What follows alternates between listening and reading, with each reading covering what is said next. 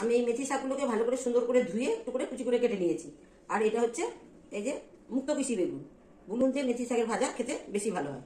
আমি এই দিয়েই আজকে আর কালো জিরা, কাঁচা লঙ্কা, শুকনো লঙ্কা দুটো দিয়ে ভাজা করবো। আমি এবার লবণ দিয়ে দিচ্ছি অল্প করে, হলুদ দিয়ে দিচ্ছি, পরিমাণ মতো মিষ্টি দিয়ে দিচ্ছি, সুন্দর করে মাখিয়ে নেব। আমি তেল দিয়ে দিচ্ছি, একটা ছোট শুকনো লঙ্কা 2 টুকরো করে দিয়েছি, আর কালো জিরা দিয়ে দিচ্ছি। হয়ে গেছে। এবার আমি সবগুলো ঢেলে দিলাম।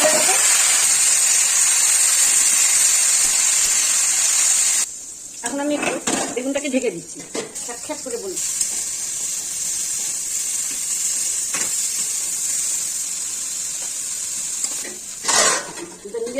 এবার আমি ঢাকনাটা তুলে দেখাচ্ছি। দেখুন বেগুনটা সুন্দর করে নরম হয়ে গেছে।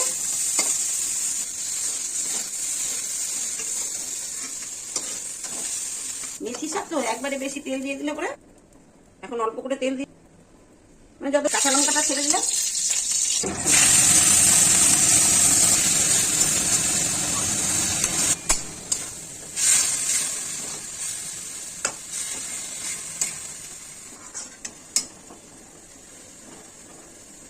এবার অল্প করে লবণ দিয়ে দিলাম।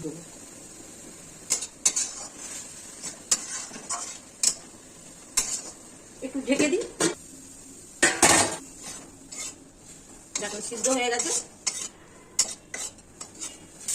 এবার আমি বেগুনগুলো ছেড়ে দিচ্ছি। তারপরে যে আলতো হাতে যেমন করে ঝরিয়ে ঝরিয়ে সবার মধ্যে মিক্স করে দিতে হবে।